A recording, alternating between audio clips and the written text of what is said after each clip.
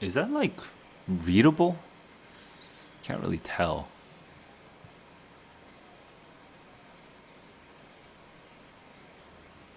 Okay, that seems doable enough. Okay. All right. Well, looks like no one's here, which is kind of not what I was expecting, actually. um, let's see. Oh, only water. Long time no see, man. So I guess my dashboard is just wrong. Okay, I thought no one was here. Uh, s- yeah, I've been good. I've been good. I've been working on this and that. How you been? I'm guessing, if I remember correctly, you're not actually studying for the SAT, right? So this is not uh, relevant to you.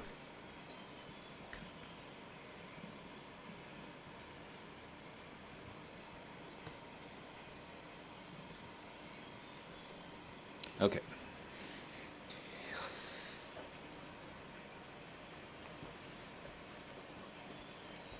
So I think we do have a couple viewers. I'm gonna get started on just. I'm gonna get started on a quick sh- pep talk for the March SAT. Uh, and then I guess I should do AMAs. Hmm. Interesting. Yeah, you know what it is? I'm actually just thinking about like to what extent I am just a to what extent I'm like now a live streamer versus a YouTuber. So it's just something that's like rattling in my head. But I'll just put that thought to the side right now and just focus on you guys. So here we go. Hey guys, the March SAT is coming up in.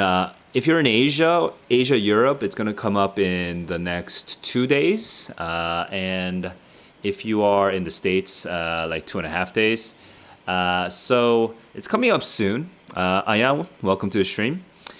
And you guys might be stressed. Tell me how you're feeling in the chat below if you're here. You might be stressed, and that's totally normal. You might have a lot of questions. That's also totally normal. And you're going to be able to ask me those questions at the end of the stream. But I want to quickly go over my three C's for kind of setting your mentality to kind of reduce the stress and to turn the noise in your head into something more productive. Okay, so let me go through the three C's.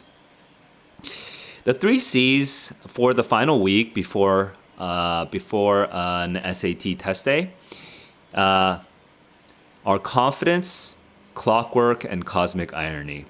This is something I've shared before in a previous video. But it was over 2 years ago, or it was about 2 years ago, and it's actually thanks to Narin, one of my Discord members, that I was actually able to be reminded of this talk that I gave 2 years ago. The the first one, confidence. The main thing right now is you actually probably can't really change that much. Okay? Um, you can't really improve your test taking that much in the final 2 days. Like, you can learn a couple extra words, you can improve ones, you can like learn one more skill. But if anything, the more that you actually try to change the next 2 days, the more likely you're going to panic on test day. Because now you're juggling skills, techniques, ideas, vocabulary that you barely just learned.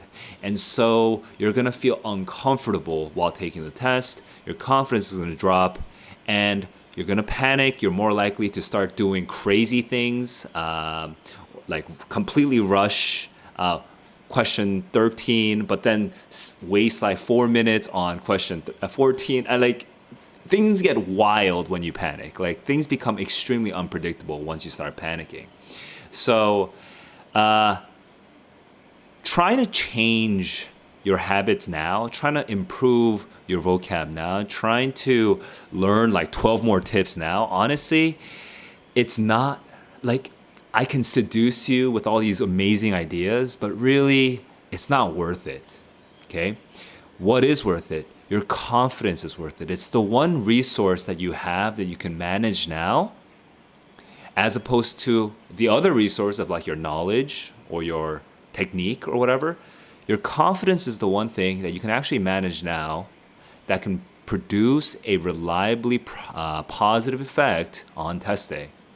And what I mean by managing your confidence, the first and most, the sort of like basic thing about this is you just don't want to do anything that decreases your confidence. So let's come up with, like, think about the things in your life right now that are decreasing your confidence.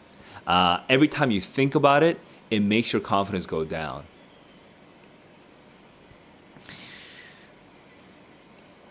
Should I share what I'm thinking? Maybe you have some extremely difficult practice tests that you're working through. And every time you take that practice test, it's much more difficult than the Bluebook test. It makes you feel crappy. Maybe you have this like very long vocab list of like 2,000 words, and you only studied the first 50 of the words. Every time you think about it, you just feel this guilt. Maybe you made a promise to yourself that you're going to do one practice test per day. And actually, you've only done one practice test this entire last week because you were stressed out because of school and your AP classes or whatever. All of these things. Oh, and I forgot the social aspect. Maybe you have another friend who loves complaining about things and bitching about things and griping about things and calling things unfair and writing long Reddit posts about how corrupt the College Board is or whatever. And dude, none of these things are going to increase your confidence. Stop. Like you might already have done so much damage to your confidence in the last 4 days. Stop today, okay? For the next 2 days, whatever you do, you should only allow yourself to do it if it will either keep your confidence the same or increase it a little, okay? Do not do anything that will drop your confidence. Now, let's actually come up with ideas for things that can increase your confidence, okay?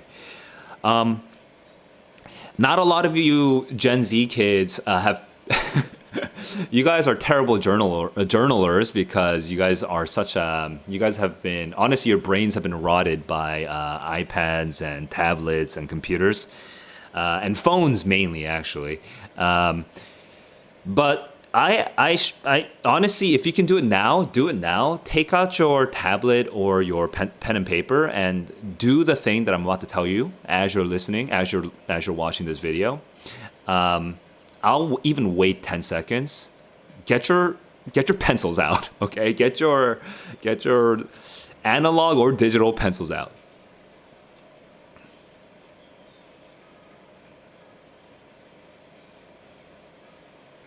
Okay, we're gonna increase your confidence, boys and girls and guys.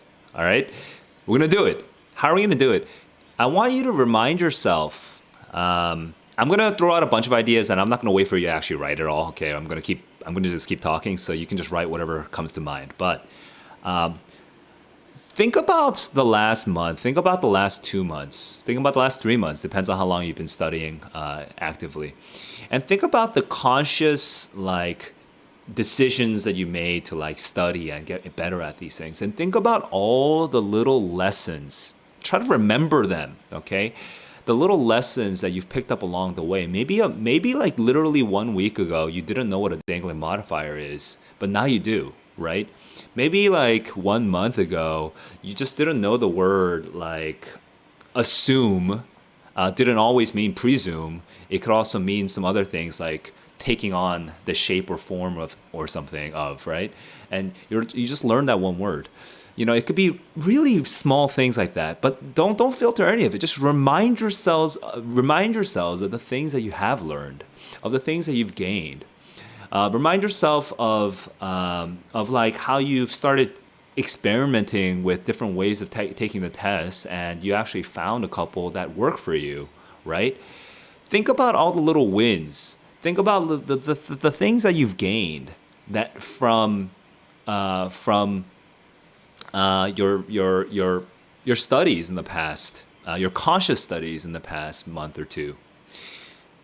Remind yourselves of the things that work, and just think about like all those questions that like you wouldn't have gotten a month ago, right? Maybe you took a practice test yesterday or the day before. I am sure that there are multiple questions, 5, maybe 10, that you would not have gotten right a month ago or a week ago, right? Because you've put the work in. Acknowledge the positives. Don't forget them. And going into the test in the next 2 days, I want you to then also really take an honest look. I know you probably want, let's say, a score like a 760. Okay, I'm just gonna make that one up. You want like a 760 on the reading and writing on Saturday. All right. But if you look at the average of your last 3 practice tests, you got like a 730, a 710, and then another 7.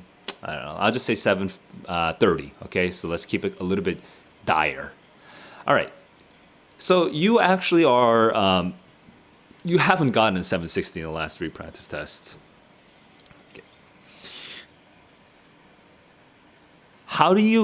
What is a guaranteed way to drop your confidence now?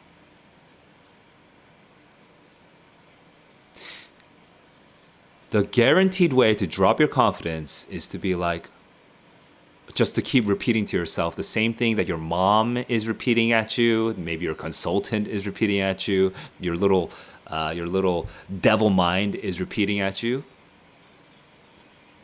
You need a 600. You need a 760. You need a 760. I'm going to keep saying it. You need a 760. You're worthless if you don't get a 760. Your life is ruined if you don't get a 760. The median for Asian internationals who need financial aid for your school, you need a 760. Oh, your friend Amir, he got a 760. You're smarter than your friend Amir. He got a 760. This will destroy your confidence. And I already know that out of all of you who are watching, 90% of you do not know how to shut this voice up. Look, it's not that hard. You can improve your confidence a lot with a kind of counterintuitive trick. It's actually not that hard, okay? Just combat that voice by just saying, I'll probably get and then take the average of your last 3 practice tests. Just say it. I know you haven't said it yet. You haven't said it yet. That's the problem. Once you say it, it becomes a lot less stressful. Okay, so say it. My last 3 practice tests, what did I say earlier for my example? I said 730, 710, 730, right? Let's say that was the last 3 practice tests.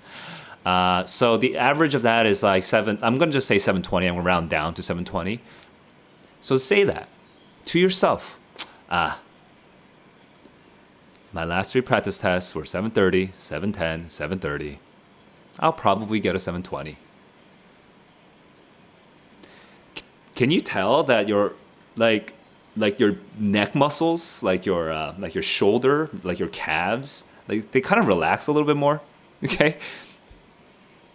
If you just accept, just state it, all right, you're going to panic a little less, okay?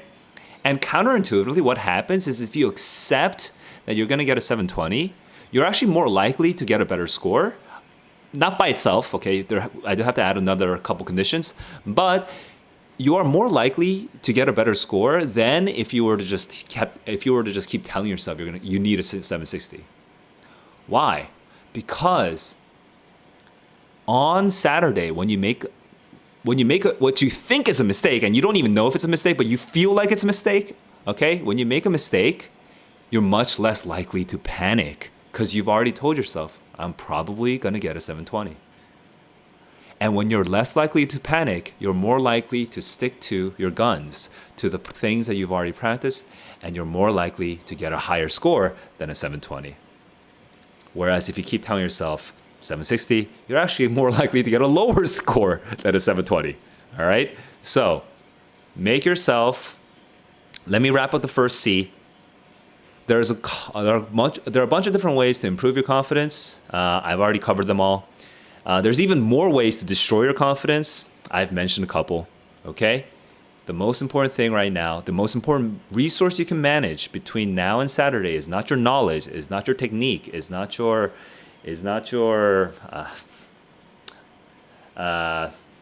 actually, skills, okay?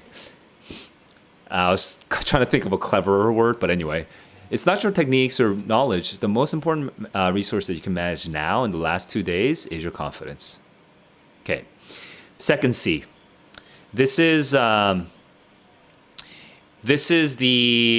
oh, and actually I am seeing an opportunity just to quickly reply. Sanath, you took the school day digital SAT. It was harder than the practice tests. Oh, wait, this is not, okay, never mind now. This is not relevant to what I was talking about. I'll swing back around to other questions at the end of this, okay? So the second C is, the second C is clockwork. Clockwork. Earlier in the confidence bit of the lecture, I asked you to make a list of all the things that you learned, okay? Maybe you actually did that. Maybe you were actually making that list as I was speaking. I want you to sort of gather them. I want you to sort of group them if needed, just mentally, just really quickly, and think about all the things that you learned. And I want you to take all the parts that you know actually work and separate them from all the things that, like maybe work or maybe had a positive impact, like had a small positive impact, but also comes loaded with some, negative impacts. Of course, definitely separated from all the things that didn't work, right? But you probably don't even remember them anymore. All right. Take the parts that definitely work, and I want you to commit in the next 2 days to fully embodying the parts that do work. Because now you're an experienced person, Compared to like a month ago or 2 months ago, you're an experienced person. You've actually solved more practice tests now than you did in the past. That experience can be totally wasted if you don't actually embody all of that experience. If you don't actually synthesize it and compress it and turn them into like little habits that you can actually exercise, that you can actually execute on Saturday, right? If they're just like notes, like little bits of knowledge and tidbits that are floating around in like this sort of like this amorphous cloud of your brain, then you're gonna be an amorphous cloud of a test taker on Saturday. Don't let yourself be that, okay? Solidify it, condense it, compress it, turn it into something hard with like edges, and take that into the test center by defining exactly what it is that you're going to do because you've had this experience, because you know what works for you, okay? And if you've watched any of my videos and if you've listened to any of my lectures, you'll know. You'll probably have at least experimented with some of these ideas that I talk about, and now you'll know whether they're successful for you or not. So let's solidify them, okay? For me, what is my sort of like compressed, solidified approach, the thing that I can actually take to the test center and use over and over and over on all 54 reading and writing questions? What's that for me? It's read the passage slowly, not slow for slow's purpose, but enough so that I can actually, identify the transitions and the main threads, okay? read the question stem, and remind myself what kind of question this is, and then make a prediction based on the question type. Then, after I make that prediction, what I really want to do is I want to find a match. This match should ideally take less than 10 seconds. If I find a match with A, B, C, D, I just double check my confidence on it by making sure to defend the entire answer choice. Can I defend the entire answer choice? If I can, then I'm high confidence. If I'm high confidence, then I actually just select it and I move on. I actually don't look at the other answer choices at all. What does this mean? I completely skipped the process elimination. Sometimes my match step takes only 10 seconds or 5. It depends on how easy the question is actually. Sometimes you'll see that I fly through the answers because I see it immediately, instantly, and move on. Yeah. Oftentimes it takes a little longer, but match always is way faster than process elimination. Okay. So then after I make the match, next question. Now, it doesn't always work out that smoothly. Sometimes I need the backup plan. So what do? I do have to go into process elimination. I can't find a match, or maybe I did find a match, but I'm not high confidence on it. Either way, okay. I eliminate the things that I really cannot defend. Okay, there's like, let's say between A, B, C, D, maybe A and B, I just cannot defend. Like, it's just wrong. So I'm stuck between C and D. Now here's what I do at this point. At this point, I've already read C once, I've read D once, and I've checked my confidence on them. And I still feel a little weird, right? At this point, I cover the answer choices, I look at the passage, and and then I look at the question stem one more time, and I make a second prediction. This is my re-prediction. Once I make my second prediction, then I'm gonna make one more match, and at this point, this is my last gasp attempt for the first run through, okay? I make my choice based on my second prediction. It doesn't even matter if I'm confident or not anymore. I'm making my choice no matter what, and then if I'm still not high confidence at this point, I will make a bookmark so that I can come back to it at the end. Okay? If I do it this way, from my experience, I already know I will always have time left over to come back and review, because I am not wasting time on unnecessary process elimination between C and D and C and D. And look at this one word that works, and look at this one word that works, and look at this one other word that works, but look at this first word that works. And then just you're reading the same fucking thing like 4 times and you're taking a whole extra minute for it. You're wasting your life. I already know that. I've experienced this. I have compressed this into my system, and I can run that system minute after minute like clockwork. Okay? That's what you want to do. You want to take all of your little lessons and you want to compress them into little steps that you can take and run them like clockwork.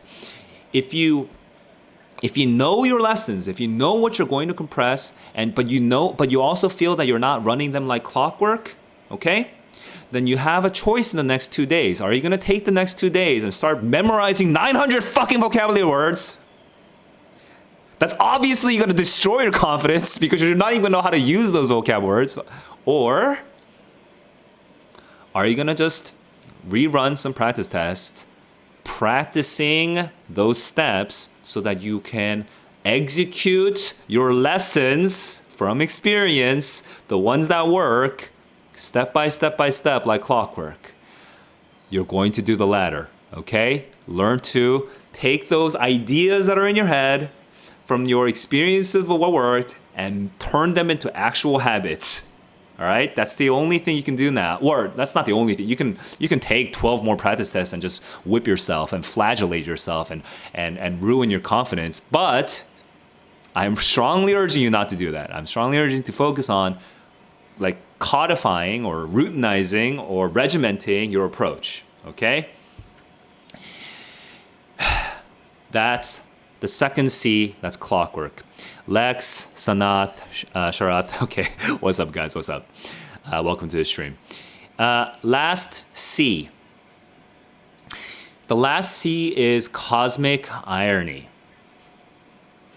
Cosmic irony is a term you might have learned in your AP English classes, or maybe before your AP English classes, depends on your school.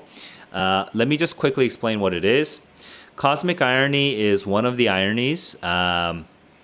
It's not dramatic irony. Dramatic irony is the one where the audience knows something that the characters don't.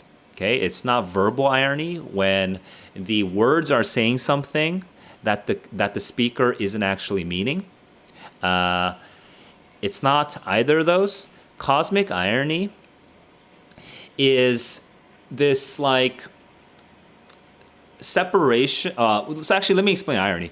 Irony is a separation, and dramatic irony is a separation in knowledge between the viewer and the character.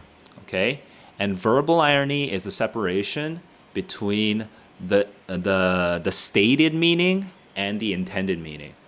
Okay, so what is the separation in cosmic irony? The cosmic irony is a separation between your micro self, okay, your view of yourself at a micro level, rather, and a view of yourself at a cosmic level. I know that's very abstract. Let me explain it a little bit more. Let me explain it via an exercise and an illustrative exercise, okay? Everybody, I want you to think about, I want you, wherever you are right now, just stay put. Like, stop moving, okay? If you're sitting, stay seated. If you're standing, stay standing. If you're lying down, stay lying down, okay? And I want you to imagine like a little, like a sort of magical camera. A magical camera, and this camera is starting in your brain. And it's sort of like, you can visualize your thoughts however you want, your anxiety and your feelings however you want. You might be imagining certain feelings, but this camera is seeing your thoughts and feelings in your brain, okay? And it's seeing all of the worries, it's seeing all of the bad worst case scenarios and whatever the heck is going on in your mind right now, okay?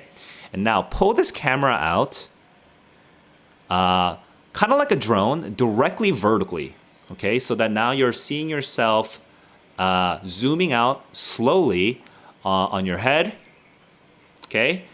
Now you're above at the level of like your ceiling, and now you're seeing yourself with your surroundings. Maybe there's other people in your house. Now you're at the level of your house, and you can see the other people. Now you're getting to a level of like the birds, and you're seeing like your neighborhood, and in the neighborhood you're seeing the other people as well, and all the other cars and bicycles and whoever else moving. And keep zooming out, okay? Think about now your entire like state or country even, with all these people with their own little sufferings and desires and hopes, and still you're zooming out, okay? Now you're seeing the entire continent, an entire continent of people with economies and developments of industries and pollution and environmental destruction and sports celebrations or whatever, right? There's all these things happening. Keep zooming out, and now you're seeing the Earth. The Earth with humanity, which is at war. Humanity with moments of love and compassion and camaraderie. Humanity. And you keep zooming out. Okay. What is cosmic irony? It's the irony of the separation between your view of yourself and how important those little hopes and dreams and the little argument that you had with your family yesterday, right? And how important everything feels from your little self's perspective, your micro self's perspective, and how insignificant it must be at the cosmic level. Okay, that is not a cause for depression. Because what happens is when you can imagine let's imagine the worst case scenario, okay? We've already begun to do this in the confidence segment. We're already imagining that you're getting a 720, not a 760. Imagine you don't get into Dartmouth or Brown or MIT or whatever. Imagine you have to settle for your second choice or third choice school. Imagine you don't resolve that conflict with your mom yesterday, or you don't get like 7 5s out of your 8 APs. cosmically, it really doesn't matter. You're still you. You're still the smart person that you are. You're still the kind person that you are. You're still the athletic person that you are. You're still the motivated person that you are. You're still the dreamer that you are. You're still the lover that you are. You're still the son or daughter that you are. You're still the future father or mother that you are. You're still you. The meaning of your life and everything around you in this the meaning that you're building up to in your life and your short life on this earth is not just this one thing. You can laugh about it. You can relax about it. Think about how insignificant it is in the larger scheme of things, and you will be able to laugh about it. And by laughing about it, you can take a more relaxed approach to the SAT on Saturday. You can even have some fun on the SAT on Saturday, because you know what? You learned some things. You learned the dangling modifier like a week ago. How lucky you are. How actually stupidly lucky you are that you finally learned dangling modifier, even though you should have learned it a year ago. And now you're lucky to be able to actually use that knowledge on Saturday. And you're going to get a couple more points right. How fun that is, right? Let it go. And actually, by letting it go, you're going to have a higher chance of getting better than a 720, of getting that 760 that you so want, because you're not a slave to that 760 anymore. You're not this small-minded, tiny little ant that has to function in the system that the system of expectations and obligations and guilt that you've built around yourself, because you're just a little speck in this universe. And what you do at a cosmic level really doesn't matter. So whatever matters to you is because you're making it matter. And the way to make it matter is not by guilting yourself into it, is not by trying to obey everyone else's expectation, live up to everyone else's expectations for you. It's because you're enjoying it. It's because you're accepting it. It's because you're accepting the challenge of it. It's because you're wanting it. Okay? Let it go. Calm down. Laugh a little. Okay. And that is cosmic irony. All right, let's go. And I'm going to answer a couple questions. I have about, 20 minutes now? I'm going to answer a couple questions, and then we'll wrap this up. It's like I'm not getting a lot of questions, so we might wrap it up sooner. Is rhetorical analysis on the digital SAT? It depends on what you mean by rhetorical analysis, but the academic answer is yes. The answer you probably want is no. Okay. So rhetorical analysis means, for me, academically, like the actual, like, not the stupid chapters and the stupid, 5 steps for a 5 on the AP, like not that kind of like definition of rhetorical analysis, but literally just rhetorical analysis. For somebody who is a student of the English language, okay, the rhetorical analysis is basically taking a passage that you're reading, okay, a passage that someone wrote with a purpose, and breaking it down into steps, breaking it down into choices that the speaker or the author made, and trying to figure out why it works. Rhetorical analysis is basically the same kind of analysis that any engineer does on a system. So if you're a mechanic, for example, of cars, or an automotive engineer or whatever, mechanical engineer, I don't know what the term for that is, but whatever. Let's say you're an engineer on a car. What you're doing is you're taking all the little elements that make up the car and identifying where the problems are, where this, like, what makes what work, what makes this faster, what makes this slower, what makes this turn faster, what makes this turn slower, right? And you're kind of analyzing why it works or doesn't work. And it's the same thing that you do in the digital SAT. This is not something I've ever lectured about on YouTube. It's something that I have in my programs, or I will have in my programs, and definitely my paid classes. And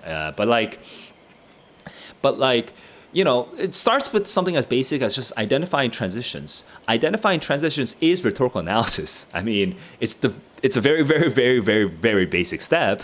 And because the passage is so short, you actually don't have to take that many steps. But it is rhetorical analysis. Transition is the first step. Identify the transitions. Blah, blah, blah. There's a counter argument. And then a refutation. Okay, that's a transition. We got the transition from the counter argument to the refutation. All right. So that is rhetorical analysis. Now, what you probably mean by rhetorical analysis is like dropping in words like synecdoche and anaphora and epistrophe and parallel structure and anticlimax and antihero. And so that is what you probably mean by rhetorical analysis. And no, that rhetorical analysis is not in the digital SAT.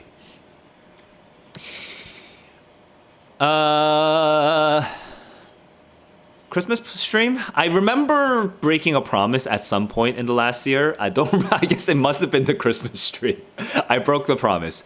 You know what it was? Oh yeah, I remember now. It was the movie. It was the movie night. Wait, what? I think it was like movie night or something. I forget what the promise was.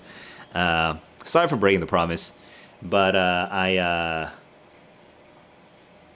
I think you know what that was? I underestimated how much work I was gonna have in my group classes, my in-person group classes. I didn't realize how stressed I'd be. But then did I just not communicate what was gonna happen? I forget. I totally dropped the ball on that, so my bad. Yeah.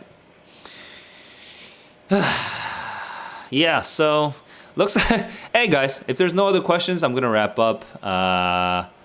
Guys, just want to remind you, all right? You literally have 2 days. You can't spend that much time on improving your knowledge, your skills, your knowledge, your skills, and your technique. But what you can do is you can improve your confidence. You can take the habits that you already have and then codify them and make them run like clockwork. You can just tighten them up, okay? Make them run like clockwork, and you can laugh at yourself by taking a sort of cosmic, ironic position on yourself, okay? By doing all of this, you'll be able to relax more. You'll be much less likely to panic, and by being less likely to panic, you're more likely to get the score that you want. All right, guys. Until next time. Keep on learning, keep on growing. Peace.